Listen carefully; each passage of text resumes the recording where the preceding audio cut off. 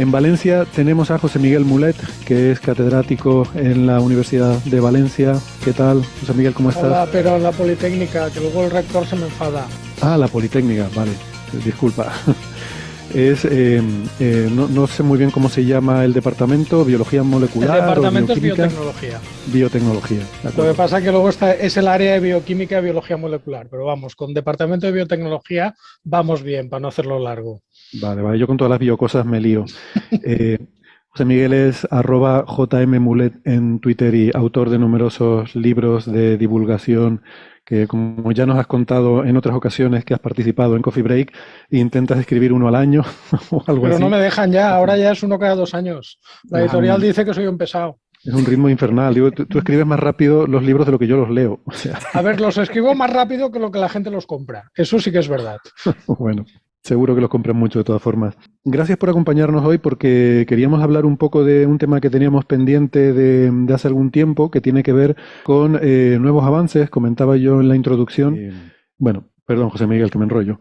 Íbamos con lo de este arroz modificado genéticamente, ¿no? Que es una de las grandes promesas, en general el grano, ¿no? Es la gran esperanza para alimentar a la humanidad, lo ha sido a lo largo de la historia. La gran esperanza, no, la gran realidad desde el Neolítico. Ten en cuenta que ahora, pues prácticamente el 90-95% de las calorías de la humanidad es grano o patatas, es decir, raíces y granos.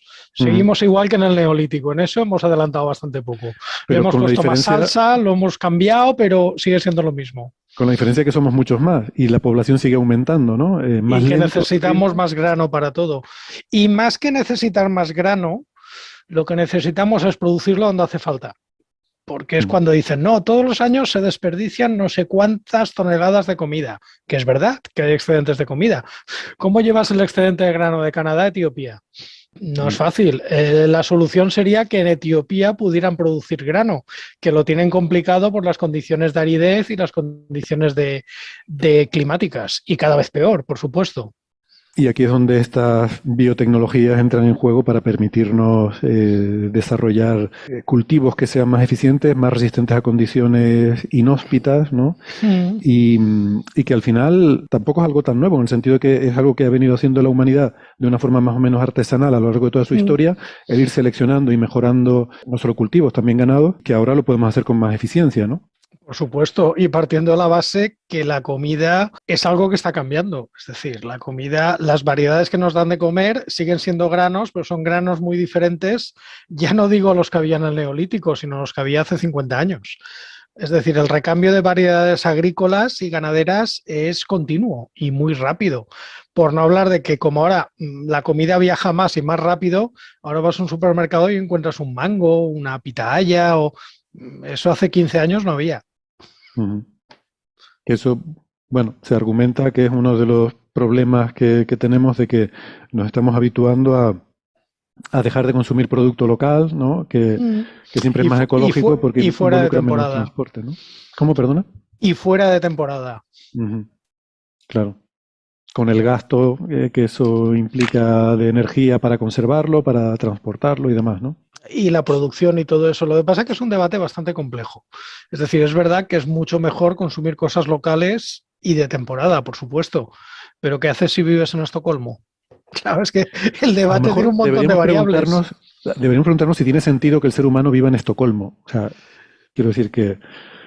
Pero bueno, ese es otro, debate. Mira, tú que estás en las Canarias, el problema es en las Canarias es cómo puede ser que las únicas producciones rentables en Canarias sean vino y plátanos. Pero la gente de Estocolmo se viene a Canarias, se pasan el invierno aquí. Pero no vienen a comer vino y plátanos, hay que darle de comer de todo. No, es el claro, problema. Hay que traerlo de otros sitios, sí, efectivamente. Bueno, vino, plátanos y queso de oveja. Y cada vez menos de eso también se produce, ¿eh? Pero bueno. También es verdad que los cultivos hay que producirlos donde realmente hay condiciones para que pueda ser eficaz, ¿no? Ponías el ejemplo de Canarias, aquí es que es muy difícil cultivar nada por el tipo de terreno. Y luego tenemos un problema y es que esas condiciones cambian siempre. Sí. Es decir, el clima y las condiciones geográficas no es algo estable ni inmutable. Entonces, De hecho, esto se aplica tanto a cultivos como incluso para bosques. Si tú miras un bosque, va migrando a medida que van cambiando las condiciones. Por lo tanto, producir con un cultivo determinado puede ser eficaz durante unos años, pero al cabo de unos años te pueden cambiar las condiciones, puede cambiar el régimen de lluvias, puede cambiar la salinización y ya no puedes producir lo mismo o ya no puedes producir nada. Claro, por eso hacen falta más variedades adaptadas a los cambios que vienen, porque si dejas de producir no comes. Bueno, en este contexto queda patente el interés de trabajos como este que han publicado unos investigadores chinos de la Academia, ¿no? De la Academia Sí. China de las Ciencias Agrícolas. Wei y colaboradores, un artículo en Science en el que hablan de un arroz, ¿no? El título es Un regulador transcripcional. Espero que nos puedas explicar lo que es un regulador transcripcional, por lo menos traduciendo así de forma literal. Sí, Que, no, se traduce así, regulador transcripcional. vale, pues me lo acabo de inventar, pero bueno, Pero has usando falsos acertado. amigos, Tenía poco misterio. tenía poco misterio, es verdad. Que mejora la producción de grano y acorta el ciclo de crecimiento del arroz. Pues parece todo bueno, ¿no? Menos ciclo de crecimiento quiere decir que más rápidamente está disponible y mejores producciones, ¿no? A ver, el paper es muy interesante, pero para ponerlo un poco en contexto, esto es cuando sale un estudio que el titular es se ha encontrado el remedio del cáncer o se ha encontrado el remedio del Alzheimer. Y luego vas a ver el estudio y es un estudio hecho en ratones.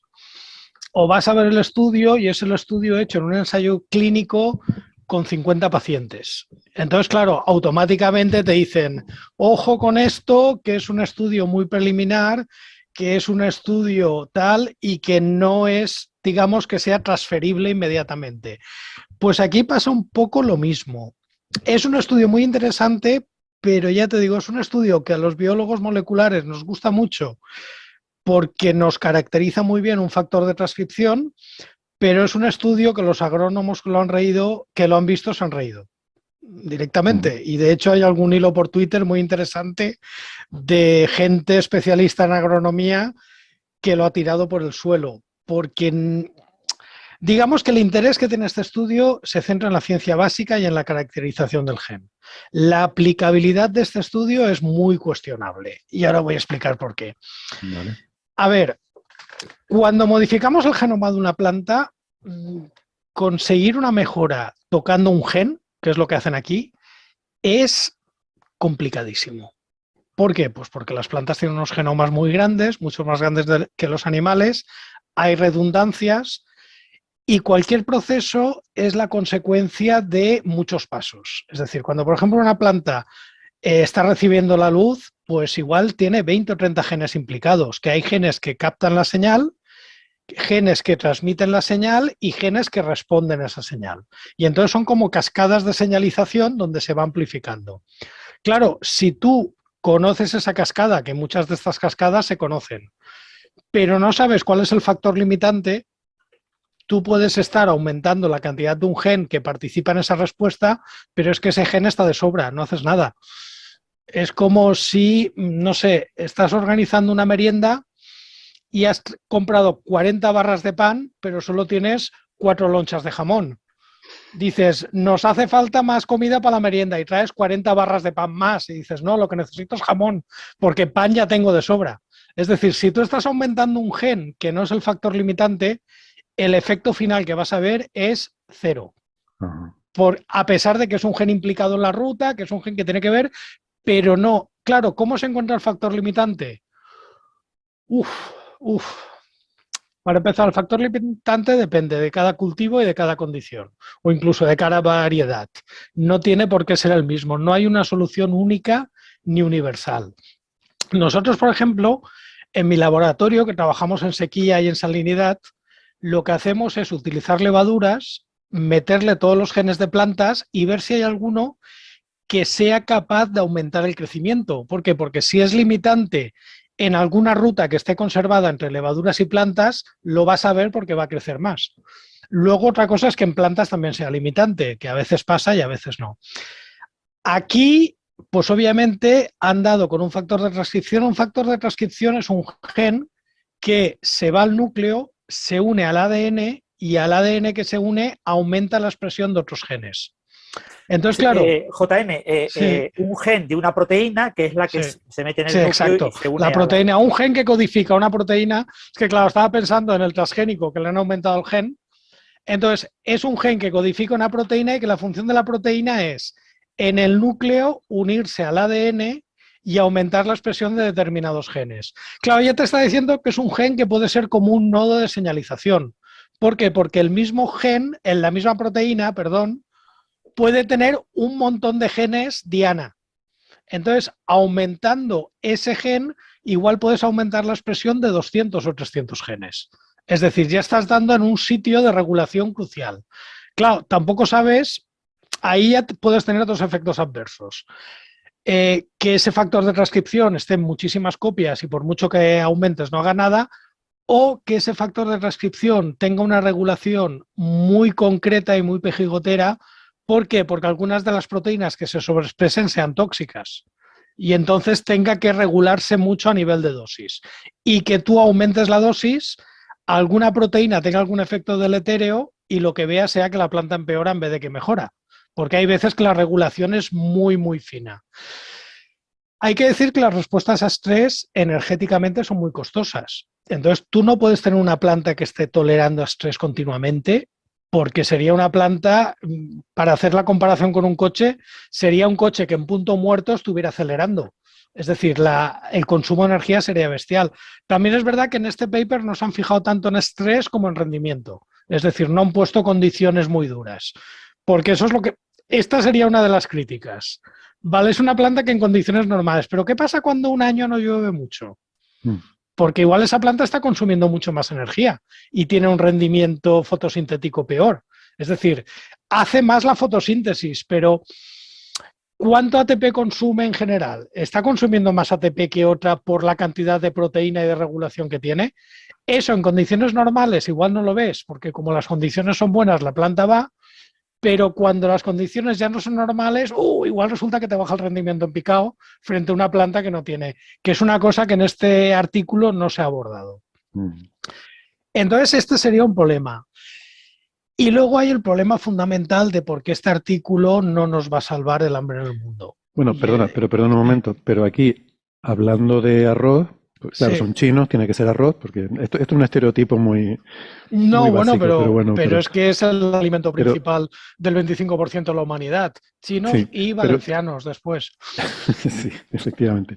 Pero quiero decir que es un producto que es fácilmente almacenable. Entonces, igual no te importa tanto que sea tan resistente a condiciones que puntualmente pueden ser adversas, si eres capaz de producir mucho.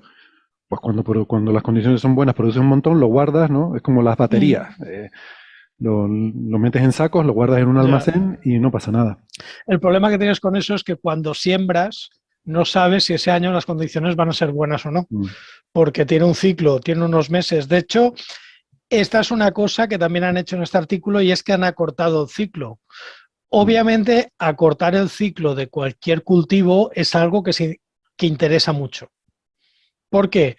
Cuanto menos tiempo esté el cultivo en el campo, pues menos riego necesita, menos probable es que le dé una plaga y más rápido tienes el resultado final y lo puedes comercializar. Es decir, cuando tú vas a buscar variedades comerciales, te dicen el ciclo.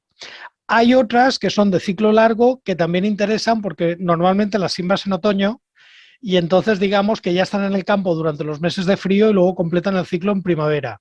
Pero en cambio las de ciclo corto suelen ser en primavera para en verano ya cosecharlas. Entonces, acortar el ciclo en principio es algo que suele ser interesante, con excepciones. Y luego, producir más grano, por supuesto es interesante. Tener más rendimiento con los mismos recursos es lo que se busca. Pero aquí hay un problema y aquí viene la principal crítica que le han hecho al paper y es la cosa que los agrónomos se han dado cuenta enseguida. Cuando tú miras el paper, el campo experimental, porque una cosa que tiene muy buena es que normalmente la mayoría de estudios se hacen en laboratorio, in vitro o en invernadero. Aquí sí que es verdad que va desde el laboratorio al campo, que eso es muy raro de encontrar en estos papers. Pero claro, implican muchísimos años, implican muchísima gente y gente con habilidades muy diferentes. Yo, que no soy agrónomo, hacer un ensayo de campo se me escapa, porque hay un montón de variables que yo no controlo. Es como dices, sí, tú eres físico, ya, pero una cosa es un astrónomo y otra un físico de partículas. Hacer biología molecular de plantas en el laboratorio y luego hacer ensayos de campo, pues es la diferencia de un físico de partículas a un astrónomo, una cosa así, o un físico cuántico. Hay muchos. Y entonces aquí en un mismo paper han hecho un estudio completo, desde la parte de la biología molecular hasta el campo. Eso es rarísimo de encontrar en la literatura. Rarísimo, que te hagan el ciclo completo. Y está muy bien. Pero ahí vamos al problema. La parte de biología molecular está muy bien, pero la parte de rendimiento, cuando tú miras el rendimiento que han sacado en campo con la variedad control, ¡uy! Qué poco rendimiento saca esa variedad. Y de hecho he visto por ahí análisis que lo comparan con el rendimiento medio de una hectárea en China y es de risa. ¿Por qué? No están utilizando una variedad comercial, están utilizando una variedad de laboratorio. Eso es cuando hacer un ensayo de farmacología y comparar ratas de laboratorio que viven en un entorno perfecto, que están cuidadas en jaulas, que genéticamente son puras, con ratas de alcantarilla, que están habituadas a la mala vida.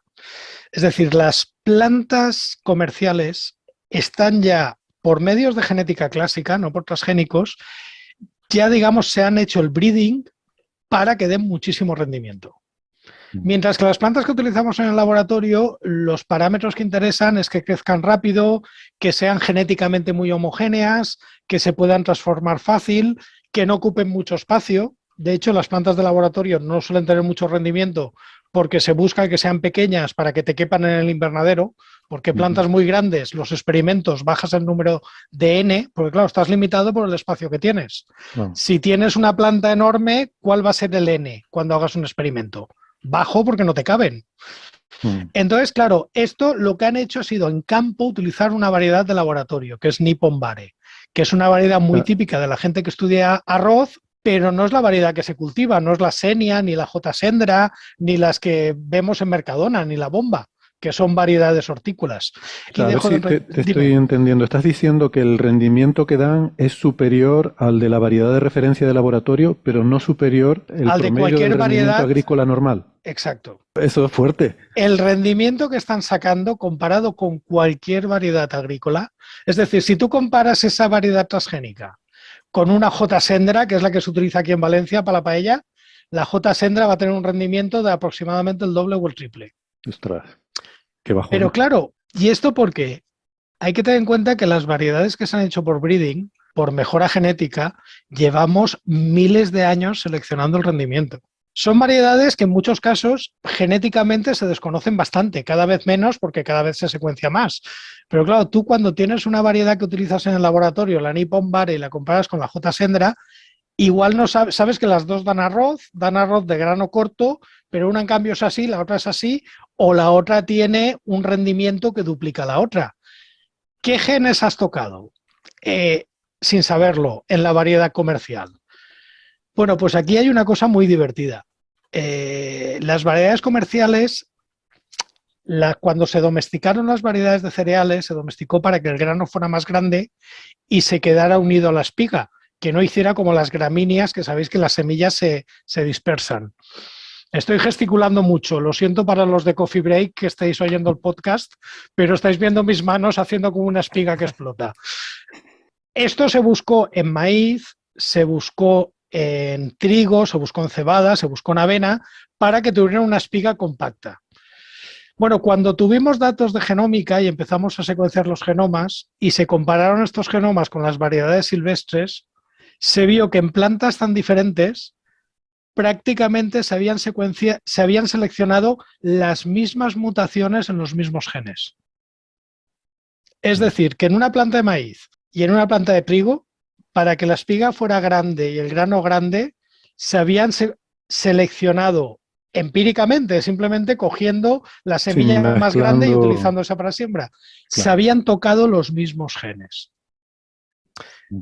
¿Qué puede estar pasando? Sin saberlo, yo me aventuro que cuando empiecen a seleccionar plantas de cultivo con mucho rendimiento, se den cuenta que ese gen que han tocado resulta que ya está sobreexpresado, que ya está con una expresión mucho más alta que en la variedad Nippon Bare.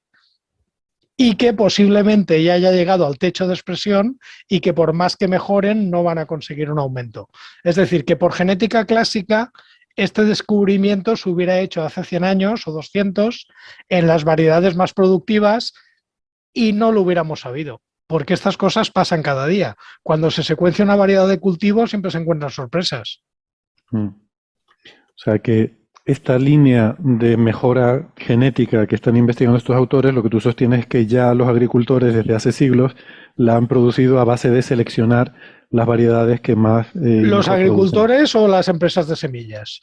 Que aquí te puedo contar una anécdota muy divertida, que es como ahora se ha puesto de moda lo del tomate tradicional y el tomate del pueblo aquí, hicieron un registro de variedades tradicionales. Y cuando se pusieron a secuenciar para determinar lo que era una variedad tradicional, prácticamente en todas, encontraron introgresiones. Y una introgresión es una parte del genoma que viene de un programa de mejora genética, pero que se ha hecho con una variedad silvestre, cogida posiblemente de alguna zona muy rara, y que en definitiva no es algo que puedas hacer al azar. Tiene que haber una empresa de semillas o un programa de mejora genética planificado para que aparezca una introgresión en un cultivar. Por lo tanto, lo que se consideran variedades tradicionales en algún momento fueron semillas comerciales. O sea que agricultores o empresas de semillas, dejémoslo así.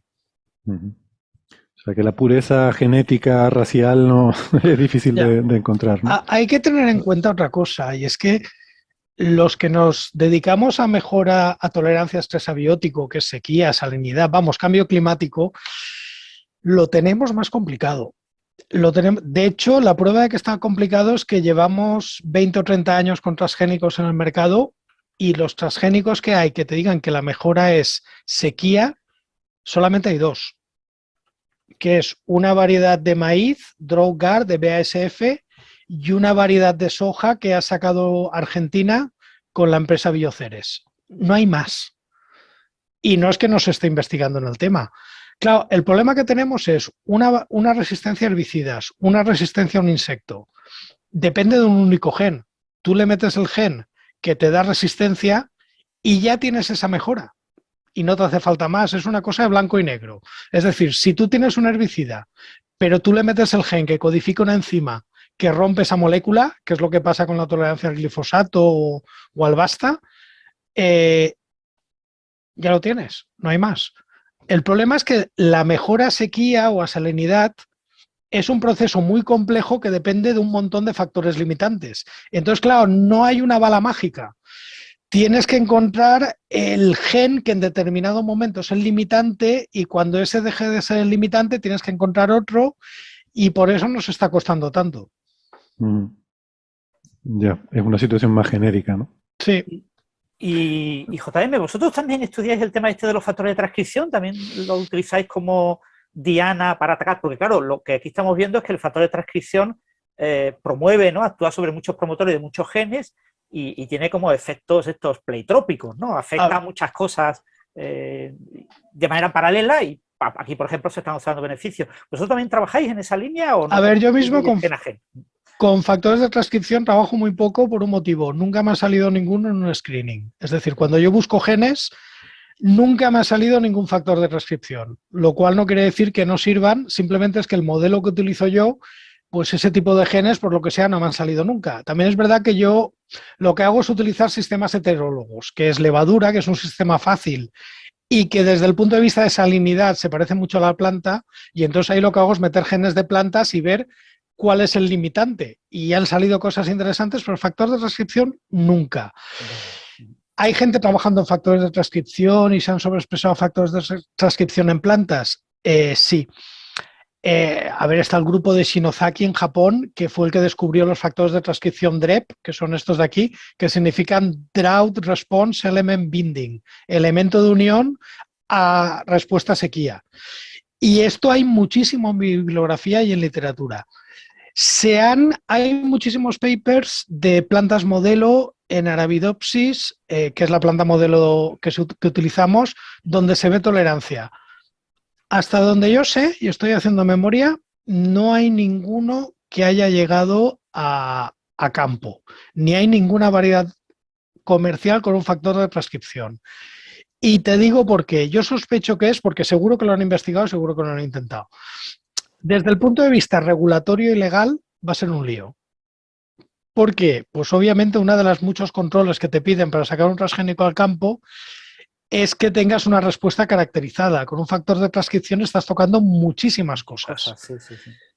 Entonces, claro, pueden pasarte un montón de cosas. También es verdad que ha pasado muchas veces que funcionan muy bien en el laboratorio y cuando van al ensayo de campo son un desastre. ¿Por qué? Pues por lo mismo. Porque estás cambiando tantas cosas a la vez con un factor de transcripción que igual tiene 300 o 400 genes de diana, que igual lo que estás ganando por un sitio lo pierdes en otro. Es decir, tú puedes ser con factor de transcripción en laboratorio, le pongas unas condiciones controladas de salinidad y en esas condiciones te funcione mejor. Primer problema que suele pasar, que como el factor de transcripción altera tantas cosas, consuma más energía y en condiciones normales el rendimiento caiga. Si en condiciones normales el rendimiento cae, ya no te interesa. Porque ¿quién te va a comprar una semilla que produce menos que una semilla de la que ya hay? Pero la segunda es que te funciona muy bien en el laboratorio, donde tú le pones solamente la condición controlada. Lo llevas al campo y resulta que está acumulando más de un azúcar, que ese azúcar atrae mucho a un insecto y resulta que cuando haces el ensayo de campo los controles están perfectos y los transgénicos, el insecto te lo ha comido todo. Esto no me lo he inventado, esto pasó una vez con un ensayo que se hizo, no me acuerdo lo que era, creo que no era un factor de transcripción, pero bueno, fue un efecto que el laboratorio no había visto y cuando fuiste a campo dijo, esto por aquí no seguimos. Hace falta laboratorios con insectos. Chino, perdona, en ese estudio chino que lo han hecho con cultivos entre 2018 y 2021, han pasado varios años y supongo que las condiciones climáticas variadas, ¿no? Normalmente en un ensayo de campo bien hecho, las revistas de agronomía te suelen pedir 2 años o 3 años para asegurarse de la reproducibilidad. Obviamente estos science pues habrán sido muy estrictos. Entonces, esto entra dentro de la normalidad de los ensayos de campo. Es decir, que publicar un ensayo de campo de 1 año es complicado. Digamos que en una revista medianamente alta de agronomía no te dejan. Por eso a veces nos quejamos cuando pedimos proyectos al Plan Nacional, que dicen, es que usted ha publicado poco, y digo, ya, pero es que a mí como mínimo me toca repetir los ensayos de campo 2 años. Y es lo que hay. Ostras, pues no te cabe dentro del mismo proyecto, ¿no? Que son típicamente, no llega a 4 años y entre que lo empiezas y que lo terminas todavía menos.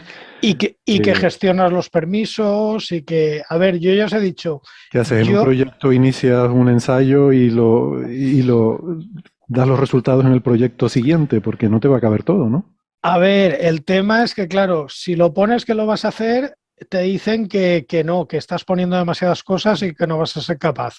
Pero si no lo pones, te dices, no, es que esto no va a tener aplicabilidad porque no sabes en campo cómo va a responder. Y entonces dices, ¿y qué hago? O me paso y peco de optimista, o me arriesgo a que en la parte de transferencia de resultados me la valoren mal.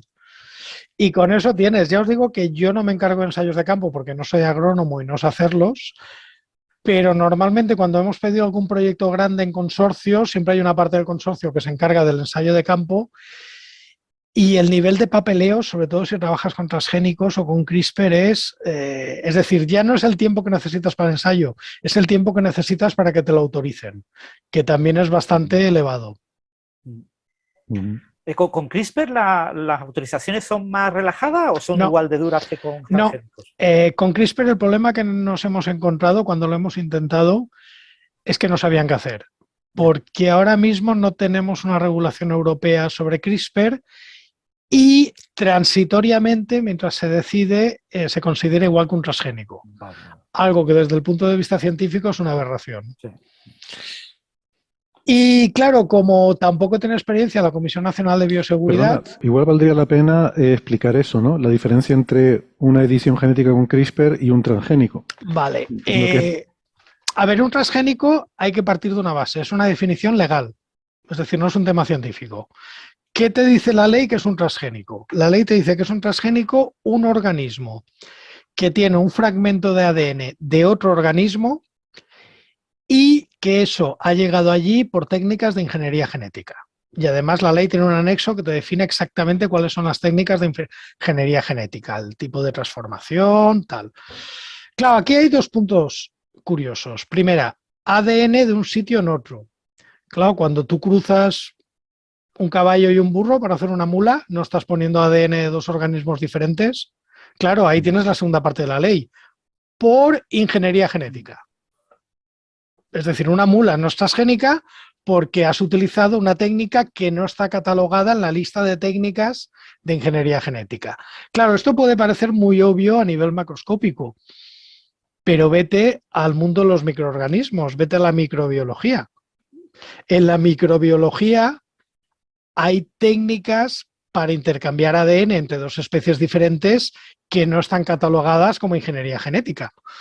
Por ejemplo, las bacterias tienen conjugación bacteriana, hay algunas técnicas de cambio que tal. Claro, y entonces se puede dar la paradoja de que tú tengas un organismo que en uno hayas utilizado una técnica que está catalogada como ingeniería genética y en otro no, que el organismo genéticamente sea idéntico y que uno sea transgénico y el otro no, porque la ley hace referencia a la técnica que utilizas, no al producto final. Pero vamos, las palabras claves son ADN de fuera y técnicas de ingeniería genética. Con el CRISPR es una técnica, la famosa que habéis hablado muchas veces, que lo que hace es modificar el propio ADN del organismo. Es decir, no pone nada de fuera, sino que va a un sitio en concreto del ADN del organismo, hace un corte y mete o quita algo. Claro, ese pequeño corte, si por ejemplo está en la zona codificante de un gen, puede hacer que un gen se desactive. Y de repente has editado para quitar un gen.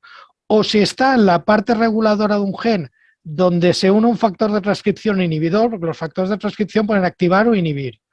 Si se une donde está el factor de transcripción que inhibe y lo quitas, puede ser que de repente el gen lo tengas mucho más expresado. Claro, eso no encaja en la definición legal de transgénico. ¿Por qué? Porque no estás poniendo ADN de fuera, estás cambiando el propio ADN del organismo. Por eso la mayoría de países han legislado que el CRISPR no es transgénico, menos Europa, que se lo está pensando. Y ese es el problema que tenemos.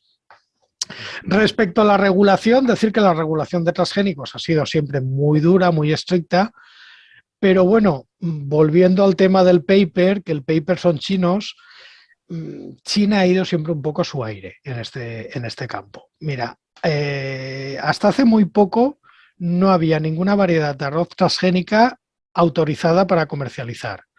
Es decir, no había ninguna variedad transgénica declarada en el mercado. Hace ya 10 o 15 años llegaron variedades de arroz transgénico desde China a Europa. Es decir, que estaban haciendo lo que les daba la gana sin hacer ningún tipo de declaración. De hecho, al final lo que pasó es que China tuvo que hacer una planta solo para el arroz que exportaba, para asegurarse que no hubieran problemas de contaminación genética que luego les vetaran las exportaciones. O sea que con los transgénicos, que se controlaban muy bien, estaban haciendo un poco a su aire. Ahora con CRISPR, que no podemos detectarlo, yo prefiero reírme, porque esa es una diferencia fundamental. Un transgénico por una PCR se detecta enseguida, es decir, tú un trozo de ADN en un genoma lo puedes detectar con una reacción de PCR y es relativamente fácil. En cambio, el CRISPR... Bueno, pero tienes que estar buscando algo en concreto, ¿no? Sí, o sea, buscas algo en concreto. Este trozo de ADN en esta muestra, ¿no? Sí, lo que pasa es que al final lo que hay comercializado es un poco sota, caballo y rey. Si tú tienes una variedad que de repente la pones en el campo y te tolera un herbicida, ya sabes qué gen han puesto, porque los genes de tolerancia a herbicidas son muy pocos y son muy conocidos. Si tienes una variedad que de repente tolera insectos, lo más posible es que tenga alguna copia del gen CRIA. Entonces, el análisis de transgénicos es relativamente fácil. El de CRISPR tienes un problema. Tú puedes hacer una mutación por CRISPR o espontáneamente, con una técnica de las muchas que hay, esa mutación puede haber surgido por mejora genética, por selección. Es decir, que esa mutación se ha dado espontáneamente y tú la has seleccionado. No hay manera de diferenciarlo, claro. No hay manera de diferenciarlo. Entonces, ahí está el tema. Claro, pues CRISPR ahora mismo no tenemos ninguna herramienta que te permita saber si has hecho CRISPR o no. Ese es el problema. Aquí en este artículo de Science que estábamos comentando de los chinos se usó CRISPR para editar para modificar genéticamente estos arroces. Ya. Hay otra técnica que se llama cisgénesis, que es aumentar el número de copias de un gen del propio organismo, con lo cual si tú te vas a la definición de ingeniería genética de transgénico, estás utilizando ingeniería genética, pero no estás metiendo ADN de fuera. En Europa tampoco hay una regulación específica para esa técnica, pero, es decir, transitoriamente se considera transgénico, pero tampoco sería un transgénico. De hecho, la cisgénesis entra dentro de lo que se llaman New Breeding Techniques o nuevas técnicas de mejora genética, que serían todas las técnicas que ya se pueden hacer, pero que escapan a la definición de transgénico. Como veis aquí, estoy hablando más de leyes que de ciencia, porque es que es más un tema legal que un tema científico. China, en temas agronómicos, digamos que no se anda con bromas, porque claro, tiene una población muy elevada, tiene que darles de comer, y ahí ya no sería hablar solamente de ciencia. China ahora mismo está comprando media África y está cultivando media África. O sea que aquí, si nos metemos en temas económicos o temas de justicia social, el tema es muy complicado. Bueno, la verdad que me ha dejado un poco de sensación de bajona porque este paper parecía que era así un avance tan importante, ¿no? Y uno se ponía contento porque, bueno, cuestiones legales aparte y cuestiones de todo el debate complejo que hay detrás de la alimentación mundial, sí que es cierto que, como decía antes, somos muchísimos, cada vez somos más, y el problema de la producción de comida es un problema serio y cada vez lo está haciendo más, y todo lo que puede ayudar a mejores cultivos con más rendimiento, con más capacidad de soportar condiciones adversas, viene bien. Y parecía que esto era un avance en ese sentido, pero bueno, aquí nos ha pintado un poco el globo JM, ¿no? No, no es cuestión de pinchar el globo, es cuestión de ser realista. Es decir, el paper, ¿cuál es la parte interesante? Pues hemos visto que este gen puede servir para acortar el ciclo y aumentar el rendimiento. ¿Qué faltaría ver? Ver en qué condiciones ese gen te da más rendimiento, ver si en otras condiciones o efectos deleterio y sobre todo ver en qué cultivos ese gen puede ser limitante. Porque ese gen puede que en algún cultivo funcione, pero que en otros muchos no. Y en arroz ya habéis visto el truco que tiene el paper, es que han utilizado una variedad que ya de forma natural tiene muy poco rendimiento. Digamos que si ves algún efecto, a ver, esto es lo mismo que hago yo cuando investigo salinidad. Yo utilizo mutantes que son muy sensibles a salinidad. ¿Por qué? Porque si hay alguna mejora, por mínima que sea, la veré. No me la enmascarará la propia resistencia natural que tenga la levadura o la planta que estoy utilizando. Con lo tanto, ya sé que ese gen es útil para dar tolerancia. Otra cosa es que esa tolerancia que da sea aplicable. Vale. Que esa tolerancia sea limitante. Ahora entiendo, es que me había quedado, digo, pues qué tontería si están comparando con un arroz de referencia que es inferior en producción al que se usa comercialmente. Claro, no es una tontería, estás, digamos, comparando con un caso que es, como dices tú, poco tolerante o que tiene poco rendimiento para ver si tu modificación produce una mejora significativa. Estás testeando tu modificación. Lo importante es pensar en este paper en parámetros de ciencia básica. Exacto. Este paper, como un proyecto de ciencia básica, tiene todo el sentido. Exacto. Vale. Este paper lo lee un agrónomo y se ríe. Pero es lo que hay, son las diferentes aproximaciones al mismo problema. Entonces, yo, por ejemplo, cuando trabajo en salinidad, trabajo con levaduras muy sensibles o trabajo con plantas muy sensibles.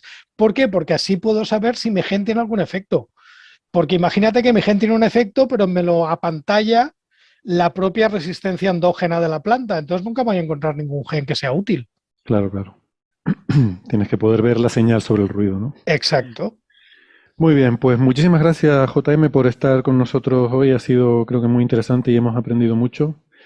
Te esperamos también para que nos cuentes tus avances, no solo lo que hacen los chinos, que sé que tienes cosas ahí en la pipeline. Estoy peleándome con los referees a dos bandas ahora mismo. Sí. Bien, bien.